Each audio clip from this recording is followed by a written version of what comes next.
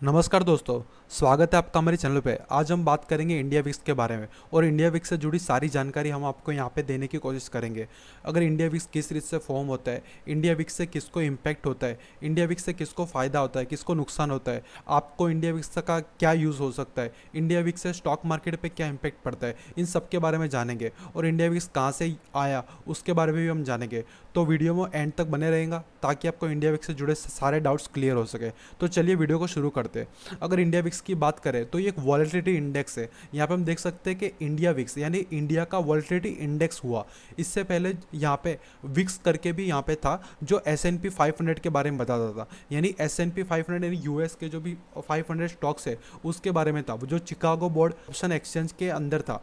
और अभी जो इंडिया का जो है उसको हम इंडिया विक्स बोलते हैं। जो इंडिया विक्स या विक्स जो भी है वॉलेटिलिटी इंडेक्स, इसके नाम से ही पता चलता है कि ये वॉलेटिलिटी को मेज़र करता है। और इसको हम फियर इंडेक्स भी बोल सकते हैं, क्योंकि ये जब भी मार्केट में कुछ अनसर्टेन इवेंट होता है तो फिर इसमें हमें स्पाइक देखने मिलता है। चलिए हम पहले यहाँ पे नॉर्मल विक्स की बात करते हैं, उसके बाद में फिर इंडिया विक्स की बात करेंगे। ये आप देख सकते हैं S&P 500 बेस्ड विक्स है। यहाँ पे विक्स का मैंने एक गूगल से यहाँ पे एक प्लॉट किया हुआ है, यहाँ पे चार्ट। यहाँ पे मैक्सिमम डेटा हम देख सकते हैं कि 2005 से हमें यहाँ पे डेटा देखने मिल रहा है।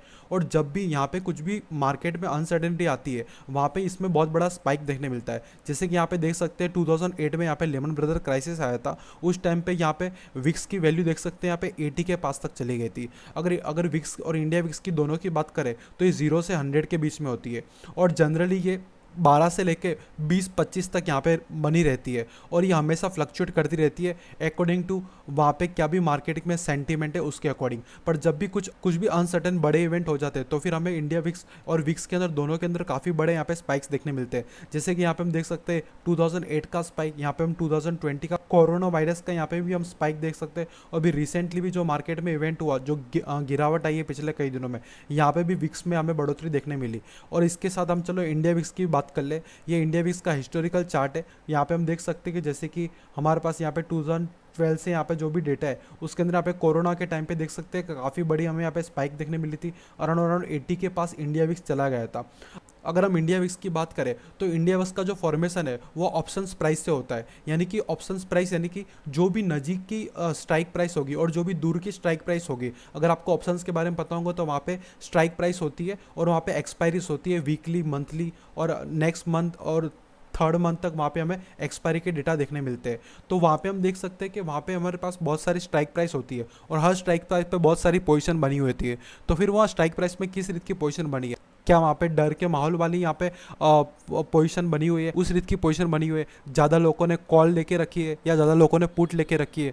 जब भी मार्केट के अंदर अनसर्टेन इवेंट आती है तो फिर जो ऑप्शंस के प्रीमियम होते हैं वो बढ़ने लगते हैं। जब भी आपने देखा होगा कि 2020 के टाइम में सारे के सारे जो भी ऑप्शंस के प्रीमियम थे वो वहाँ से काफ़ी ज़्यादा बढ़ गए थे। जैसे इंडिया विक्स बढ़ा वहाँ पे ऑप्शन के जो प्रीमियम है उनकी डिमांड बढ़ जाती है और वो काफ़ी ज़्यादा स्पाइक्स मारते हैं। तो जब भी ये स्पाइक्स मारते हैं उससे पहले अगर ऑप्शंस बायर का वहाँ पे बाइंग होती है तो फिर वहाँ पे अगर अगर इंडेक्स अगर फेवर में नहीं जाता तो फिर भी वहाँ पे प्रीमियम की प्राइस बढ़ने लगती है। वहाँ पे प्रीमियम की प्राइस इंडिया विक्स के कारण बढ़ती है। और कई बार अगर इंडिया विक्स अगर गिर रहा हो और अगर आपने ऑप्शन बाइंग करी है तो भी अगर इंडिया विक्स गिरने के कारण अगर इंडेक्स आपके फेवर में भी जा रहा है तब भी आपको नुकसान हो सकता है। क्योंकि इंडिया विक्स अगर डाउन जा रहा है इसका मतलब कि वहाँ पे प्रीमियम के प्राइस की वैल्यू जो भी है वो कम हो रही है। और वो डिपेंड नहीं करती निफ्टी 50 के ऊपर। अगर यहाँ पे निफ्टी 50 या कोई भी जो भी इंडेक्स है, अगर जो भी इंडेक्स है वहाँ पे अगर हमें राइज देखने मिल रहा है पर इंडिया विक्स में अगर हमें फॉल देखने मिल रहा है तो फिर उस टाइम पे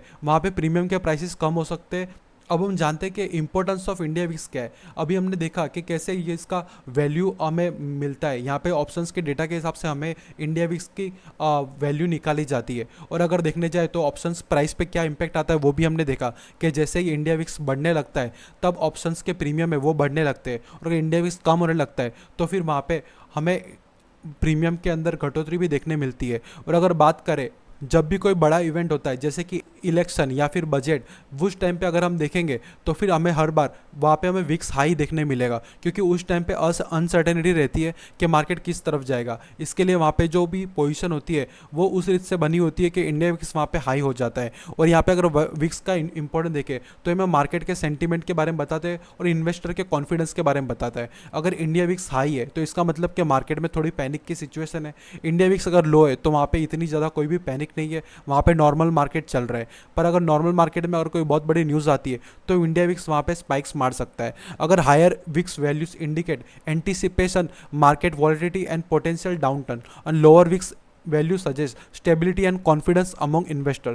lower VIX value suggests stability and confidence among investor। यहाँ पे जब भी लो वैल्यू होगी तब भी हम बोल सकते हैं कि कॉन्फिडेंस है यहाँ पे इन्वेस्टर में, और जब भी हाई वैल्यू होगी विक्स की तो हम बोल सकते हैं कि यहाँ पे पोटेंशियल डाउन टर्न है। और अगर जनरली अगर हम देखेंगे इंडिया विक्स और निफ्टी 50 का चार्ट, जब भी इंडिया विक्स बढ़ता है तब हमें जनरली मार्केट के अंदर गिरावट देखने मिलती है, बजट के टाइम पे, इलेक्शंस के टाइम पे, या फिर कोई भी मेजर इवेंट्स के टाइम पे, जैसे कि कोई भी न्यूज़ आ गई वर्ल्ड के रिलेटेड, तो फिर उस टाइम पे हमें विक्स में स्पाइक्स देखने मिलती है।